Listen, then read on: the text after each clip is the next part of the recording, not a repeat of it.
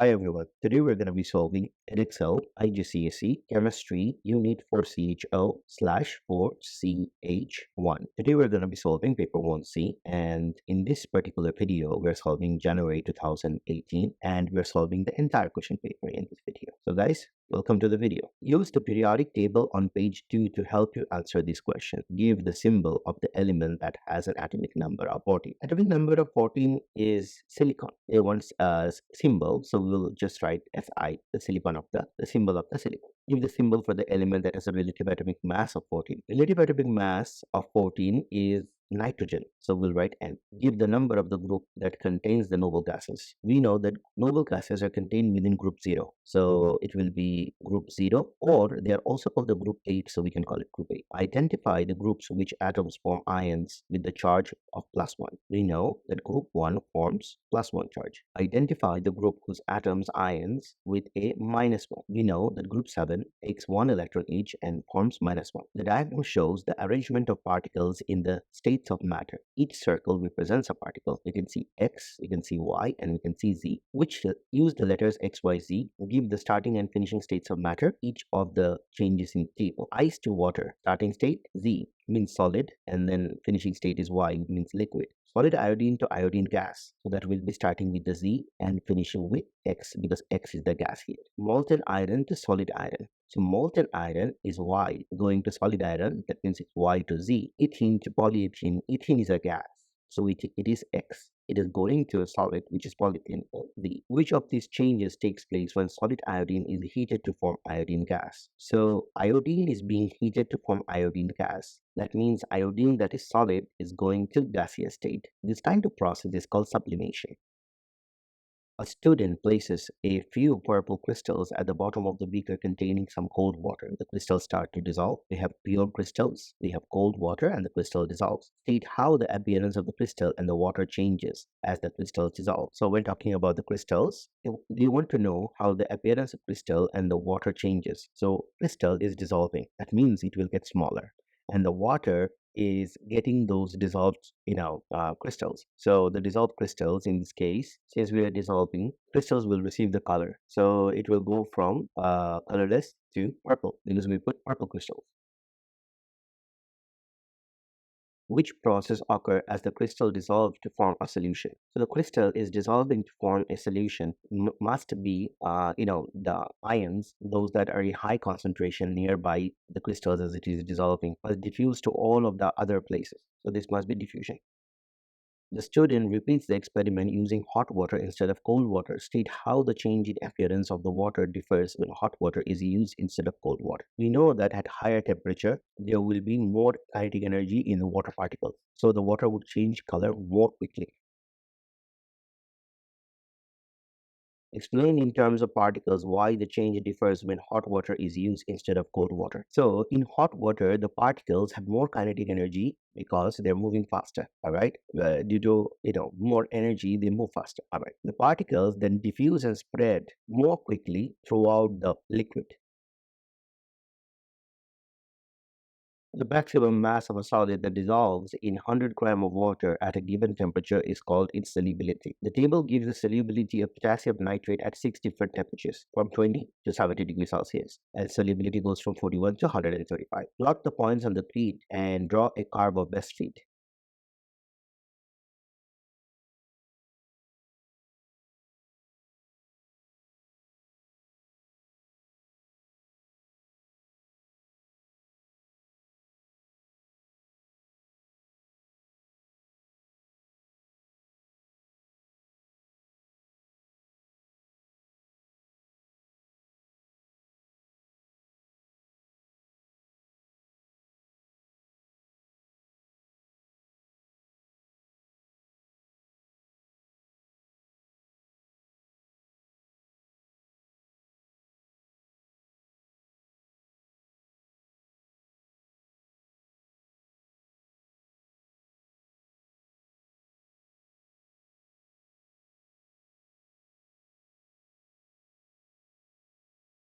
Extend your curve to find the solubility of potassium nitrate at 10 degrees Celsius. So the solubility, we will have to extend this particular curve.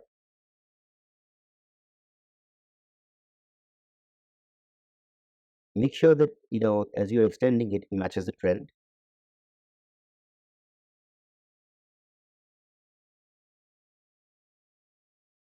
So it's 33 grams per 100 gram of water. Use your graph to find the maximum mass of potassium nitrate that could dissolve in 50 grams of water at 35 degrees Celsius. So at 35 degrees Celsius, we need to see the solubility.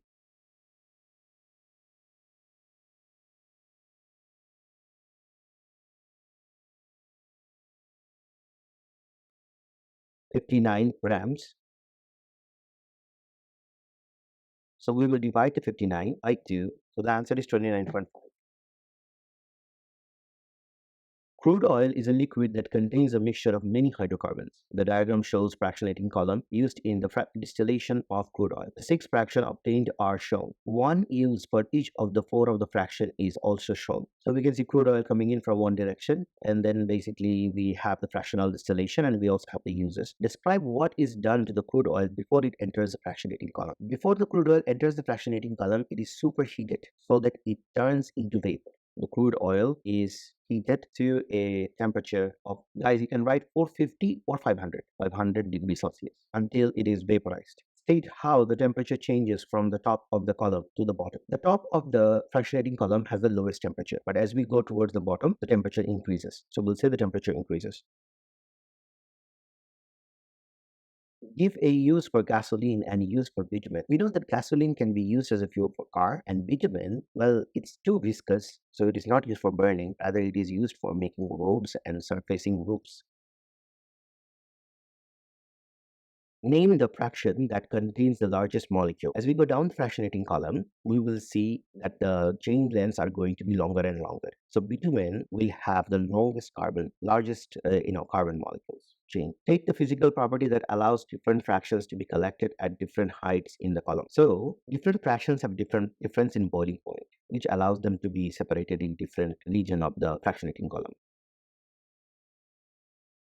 This question is about elements in group 1 and 7 of the periodic table. The diagram shows 2 ways in which the potassium can be converted into potassium chloride. We have potassium when we heat in a gas X, definitely it produces potassium chloride solid, so definitely the gas will be chlorine. When we add potassium to the water, we get colorless solution Y, which is potassium hydroxide. When we add acid Z, we get potassium chloride.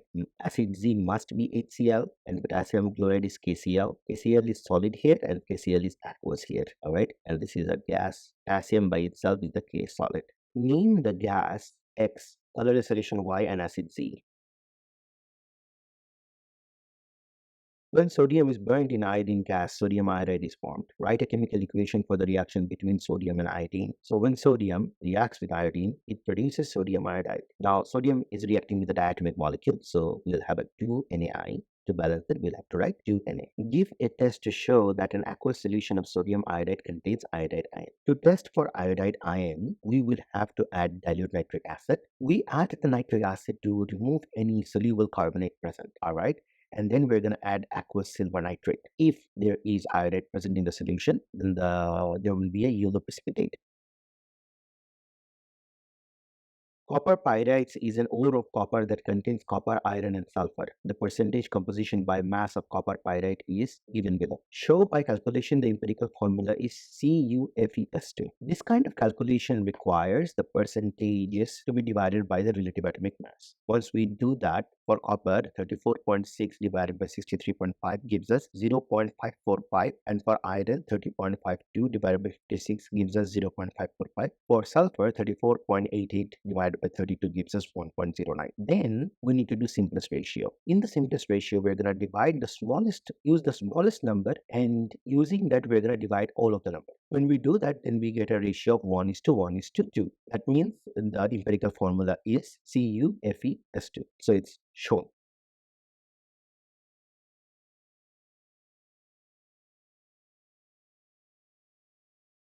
Copper is obtained from copper pyrites in a two-stage process. Stage 1. Copper pyrite is heated in air, CuFeS2, plus 3O2 produces 2CuS2FeO plus 2SO2. The copper 2 sulfide is separated and then heated in air. It reacts with oxygen to produce copper and sulfur dioxide. State Y, the sulfur in the reaction in stage 1 is described as being oxidized. In stage 1, the sulfur reacts with oxygen and gains the oxygen. So sulfur gains oxygen, which is oxidation.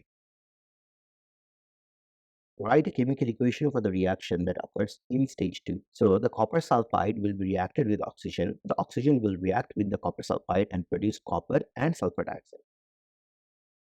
Sulfur dioxide dissolves in water to form an acidic solution. Identify the ion that causes the solution to be acidic. Acidic solution, it becomes acidic because of the presence of hydrogen ions. State how litmus paper can be used to show that the solution is acidic. Litmus paper will go red when it is dipped in acidic solution. Give two observations that are made when a piece of magnesium ribbon is added to an acidic solution. Obviously, the magnesium ribbon will react. So, the magnesium ribbon will slowly react and disappear. Alright, so we will say, because they said only observation, so we will say the magnesium ribbon disappears. And we will see a lot of hydrogen gas, so thereby we can say effervescence. In an experiment, a student adds a piece of zinc to some dilute hydrochloric acid in a test tube. So we can see the zinc, we are adding dilute hydrochloric acid. The student measures the temperature before adding the zinc. After adding the zinc, he stirs the mixture, measures the highest temperature reached. The diagram shows his result. Use the readings to complete the table, giving all the values to the nearest 0.5 degrees Celsius. So temperature after adding the zinc,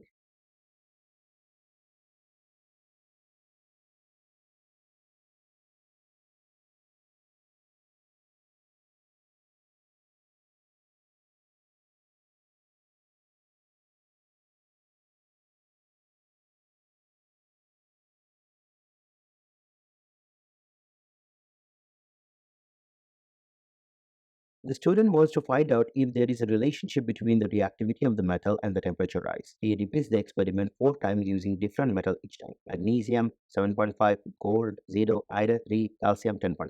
State 3 factors that the student should keep constant in each experiment. So the student should use the same size of the metal or the surface area of the metal. For example, like if he uses powder, he has to use powder in all of the experiments. Then the student should keep the concentration of the acid same for all experiments, the volume of the acid same for all experiment, and also the student should also keep the room temperature in which the particular experiment is carried on same, because that will ensure that the reaction is at the same getting same surrounding temperature. If it is too cold or too hot, it will affect the rate of reaction.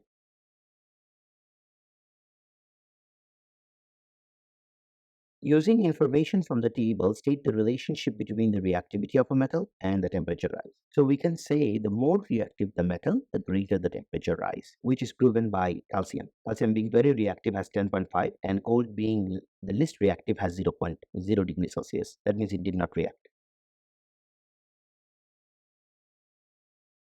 State why there is no temperature rise when gold is added to acid. So gold is very unreactive, so there is no reaction that takes place with hydrochloric acid.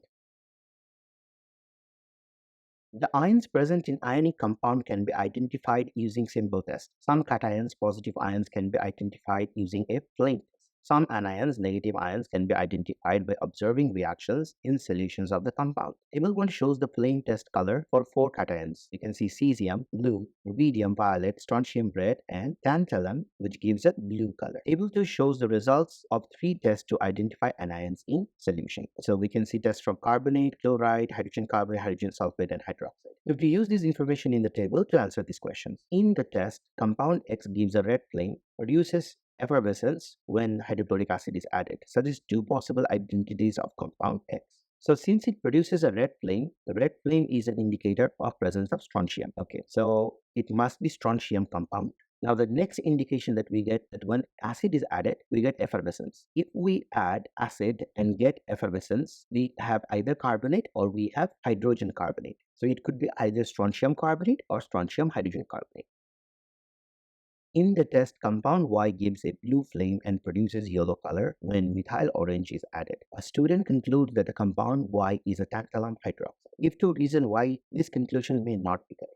His conclusion might not be correct because cesium compound also gives a beam flip. And for the second test, the yellow color of the methyl orange, the problem is a carbonate would also turn yellow with methyl orange. It could also be hydrogen carbonate because hydrogen carbonate can also turn yellow with methyl orange, which additional test from table 2 would show that the only anion in the compound Y is the hydroxide ion. The addition of an acid such as hydrochloric acid could show that it was hydroxide ion because carbonate and hydrogen carbonate will have effervescence, whereas hydroxide will have no change. An aqueous solution contains either carbonate ions or hydrogen carbonate ions. Using only information from the table, explain why you could decide if the solution contained carbonate or hydrogen carbonate ions. So if we have carbonate ions with magnesium chloride solution added, we will get white precipitate. And with hydrogen carbonate, we do not get white precipitate. So the answer can be written as add magnesium chloride solution and carbonate ion gives a white precipitate, whereas the hydrogen carbonate ions does not show any change with magnesium chloride solution. A student uses this apparatus to investigate the heat energy released when nitric acid is added to potassium hydroxide solution. So we have nitric acid, we have burette, we have potassium hydroxide solution. She uses this method. Put 25 cm³ of potassium hydroxide solution into the polystyrene cup, measure the temperature of the potassium hydroxide solution, add 5 cm³ of nitric acid from the burette, stir the mixture, measure the highest temperature reached, then again add 5 cm³ sample of nitric acid, again stir and measure the highest temperature reached after each addition. Name the piece of apparatus that should be used to measure 25 cm³ of potassium hydroxide solution. To accurately measure 25 cm³ of potassium hydroxide solution, you can use a pipette or you can use a burette. So pipette or burette, both will be correct. The table shows the student's result from 0 to 30 cm³ and the temperature increases from 18 to maximum of 40 degrees Celsius. The result for 20 cm³ of acid is anomalous, suggests a possible mistake other than misreading the thermometer that the student might have made to produce the anomalous result. So 20 gives us 31 degrees Celsius, which should be technically higher. The question has already mentioned us that we cannot mention misreading of the thermometer. So what we can say, the student did not stir the mixture properly, or maybe because the temperature rise is less than expected, we can say maybe, all right, the student added less than 5 cm³ extra, of the acid, or the student did not wait until the highest temperature was reached in that particular mixing.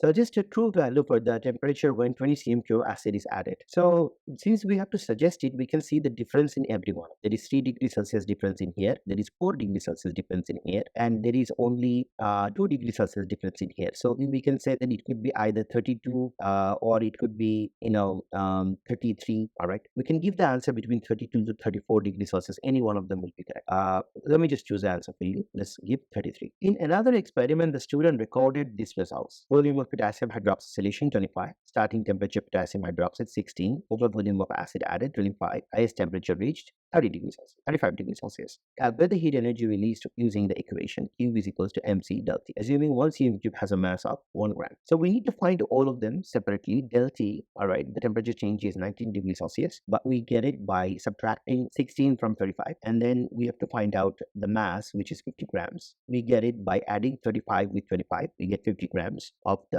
solution, and then we will calculate the Q. So the heat energy released is 3970 joules.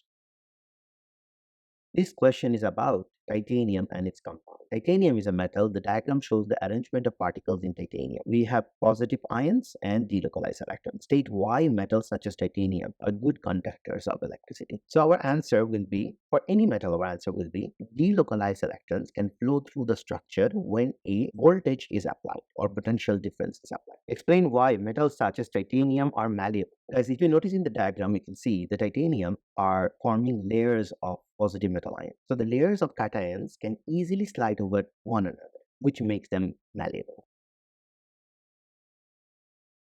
Titanium 4 chloride TiCl4 and titanium 4 oxide TiO2 are both covalent compounds. TiCl4 is a liquid at room temperature, TiO2 is a solid with high melting point. Explain these properties in terms of the structures of the two compounds. So since they are both covalent and TiCl4 having a low temperature and TiO2 having a high melting temperature, we can conclude that this is simple molecular and this is giant.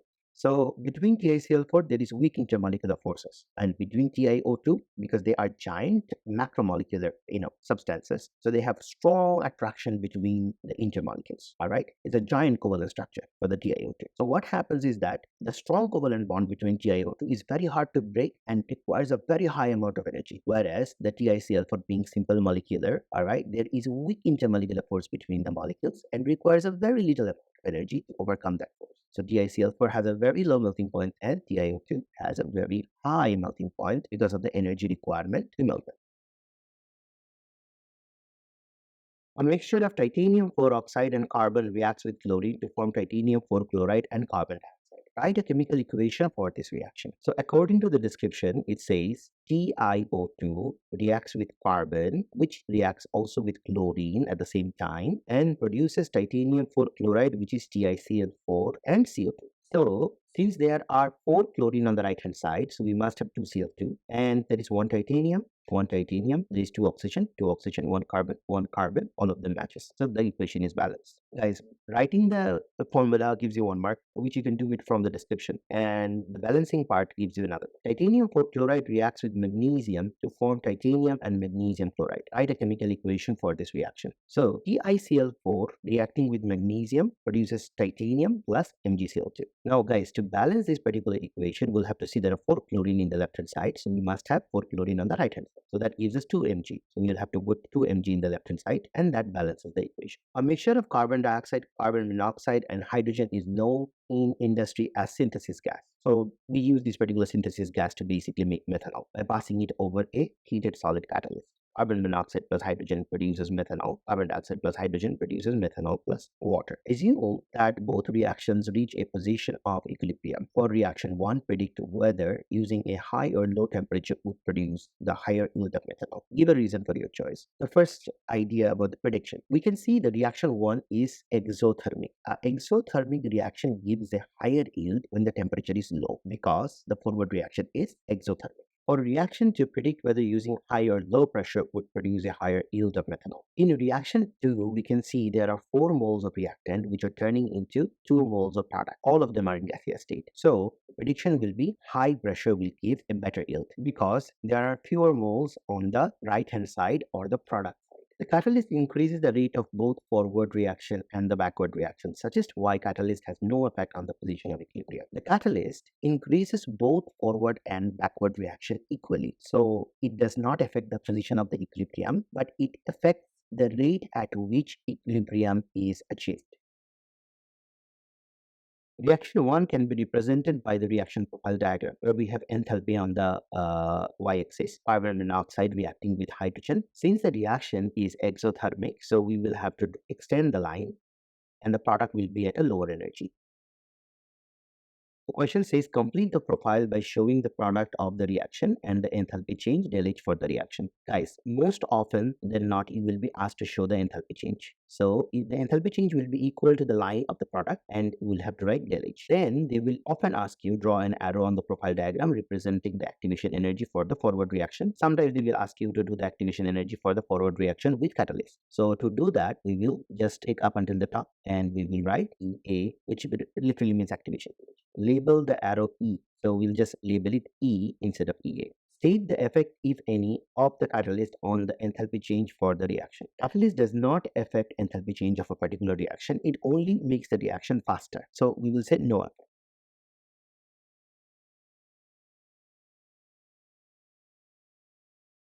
Calcium carbonate decomposes when heated. The equation for the reaction is calcium carbonate turning into calcium oxide and carbon dioxide. Calculate the maximum mass of calcium oxide that could be obtained when 20 tons of calcium carbonate is decomposed. So the MRs are provided and the tons is equals to gram is also provided. In order to do this particular calculation, first of all, we'll find out the number of moles of calcium carbonate, which we're going to find out by dividing. First of all, we'll multiply 20 with a million to get it in grams, and then we will divide it by the MR of calcium carbonate, which is 100, and this will give us 200,000 moles. Then we will calculate the mass of calcium oxide. So the mass of calcium oxide will be 200,000 moles times 56, which will give us the mass of the calcium oxide, and then whatever mass we receive, we will divide it by 1 million to get the answer in tons back again. Slate lime calcium hydroxide forms when water is added to calcium oxide. Give the chemical name for slate lime. So slate lime is called lime water or calcium hydroxide. Since it says chemical name, we'll have to write calcium hydroxide. Slate lime is often added to soil to raise the pH of the soil. A chemist neutralizes 25 cm cube of 0.5 mol per dm hydrochloric acid with slate lime. You can see the equation here. The equation has a chemical ratio of 2 is to 1 is to 2 is to 1 is to 2. Calculate the amount in moles of hydrochloric acid that is neutralized. To calculate the number of moles of hydrochloric acid neutralized, we'll have to multiply the volume with the concentration. Since the volume is given in cm cube, so we'll divide the volume with 1000 to make it dm cube, and then we'll multiply it with concentration. Calculate the minimum mass in grams of calcium hydroxide required to neutralize the HCl. So since it is reacting in a ratio of 2 is to 1, the number of moles of calcium hydroxide needed will be divided by 2. To calculate the mass of CaOH2, 0.00625 is multiplied with the MR, which is 74, and this gives us a value of 0.463. As our exact significant figure is 3 significant figure, so we'll answer the answer in terms of 3 significant figure. By the way, even if it is not mentioned in your question paper that how many significant figure to use or how many decimal place, always go for 3 significant figures and you will always get it correct. A clear solution of slate lime is made by dissolving calcium hydroxide in an excess of water. The solution is left exposed to air. The solution slowly goes milky as a faint white precipitate forms. Explain why faint white precipitate forms. Calcium hydroxide or slate lime or lime water easily reacts with carbon dioxide in the air. So carbon dioxide, once it reacts with calcium hydroxide, forms solid calcium carbonate, which is white in color.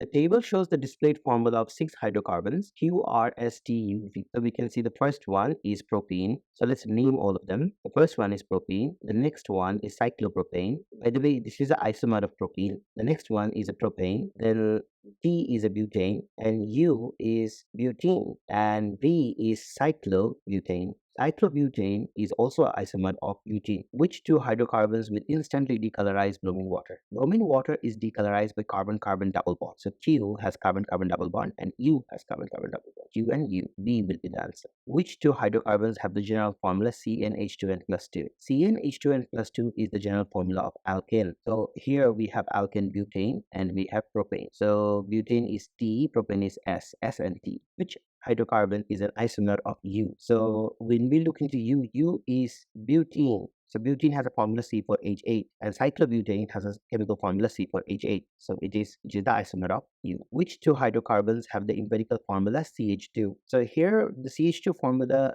is present in Q, it's present in U, it's present in R, and it's present in V. So Q, U, R, V will be our option. So we'll have to just choose the correct combination. R and V is present here. Okay. So since they say which two hydrocarbons have the empirical formula, it matches already. We do not get the other matches because it contains S and T, which are not the CH2 empirical formula. Substitution reaction between hydrocarbon T and bromine is similar to the reaction between methane and bromine. State a condition other than temperature that is required for the reaction to take place. So substitution reaction and reaction between hydrocarbon T and bromine. So talking about hydrocarbon T and bromine. Okay, when we have to react hydrocarbon T, in this one we can see it's an alkane. When we have to react an alkane with bromine or halogen, we will require ultraviolet light. So we'll say UV radiation or UV light. Suggest a displayed formula for a possible organic product of the reaction between hydrocarbon T and bromine. So first of all, hydrocarbon T, we can draw it. We will have all the hydrogens displayed, and then one of the hydrogen will be displayed by, substituted by bromine, and then the remainder of hydrogen can be drawn. The flow diagram shows the main stages in an industrial process to manufacture ammonia. Gas A is obtained from the air, gas B is obtained from natural gas. So the gas A must be nitrogen and gas B must be hydrogen. It is passed into a compressor. Once it goes to the compressor, it goes to the reactor, then it condenses. Obviously, the ammonia product will be condensed, okay? And the unreacted hydrogen and nitrogen, since they're very valuable, they're recycled back into the process. Give the name of this industrial process. This industrial process is called Haber process, named after the person who invented it. Identify gases A and B. So we already identified it, nitrogen and hydrogen. N2 or H2 can also be written. State the purpose of the condenser. So the condenser is there to compress the gases so that the liquid ammonia can be extracted. Name the catalyst that is used in the reactor. We know that the catalyst for this particular process is either iron or iron oxide. We'll go with iron. Suggest two reasons why the unreacted gases are recycled. Well, if we already talked about it, they are very expensive, so it saves raw material and it uses less energy to produce more ammonia, thus improving the overall yield of the reaction. So there are 3 points. I'm going to give you all three. You can choose two and write in the exam. The reaction to make ammonia is reversible and can reach a position of the equilibrium. The graph shows the percentage yield of ammonia at equilibrium at different temperature and pressure. So we can see pressure in the atmosphere and we can see percentage yield of ammonia at equilibrium. State the condition and the conditions of temperature and pressure that produce the largest percentage yield of ammonia. So in order to have the largest percentage yield of ammonia, we need lower temperature. So 350 degrees Celsius. Let's extrapolate this particular line. So 400 atmospheric pressure with 350 degrees Celsius will give about 78% yield, which is the largest yield. Find the percentage yield of ammonia at equilibrium at a pressure of 200 atm and temperature of 450. So we have the temperature of 450, then we will just go for 200 and touch the line. Because it is, more than 40, so we can say like 40.2. Suggest why in the industrial process, the percentage yield of ammonia at 200 atmospheric pressure and 450 degrees Celsius is only 15%. The main reason we have only 50% is because the reaction is not allowed enough amount of time to reach the equilibrium of 40%. Guys, the main reason would be economics. Because if the reactants would have to reach 40%, the more it goes towards the equilibrium, the more slower the reaction becomes. So, in practice, if we have only 15% yield, we can reach that particular equilibrium maybe within fraction of a second. But trying to reach 40% may take several minutes. So the economics is, towards having less percentage yield. But recycling the reactants actually saves the raw material. The reaction does not reach equilibrium. A mineral rosenite contains crystals of hydrated iron to sulfate .xh2. The student wants to find the value of X. She uses this apparatus to remove and collect the water of crystallization from a sample of iron to sulfate crystals. She heats the iron to sulfate crystal in a tube A and then collects the water in a tube B by putting that particular tube B in ice plus salt mixture, which lowers the temperature at the particular place very, very low. She used this method. Weigh empty tube A to find its mass. Place a sample of iron to sulfate crystals into the tube A and reweigh the tube A and then heat the tube A. Allow tube A to cool and then reweigh it again. Repeat the process until the mass no longer changes. Heating until the mass no longer changes is known as heating to constant mass.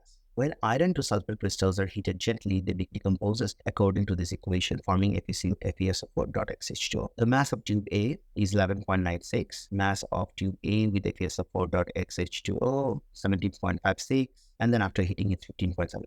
State why it is necessary to heat the crystal to constant mass. So, the student want to make sure that all the water has been removed from the crystal. Calculate the mass of FeSO4 formed after heating to constant mass. So after heating to constant mass, the mass of FeSO4 formed, to get it, we will have to subtract 15.76 from the mass of the tube, which is 11.96. This gives us 3.80.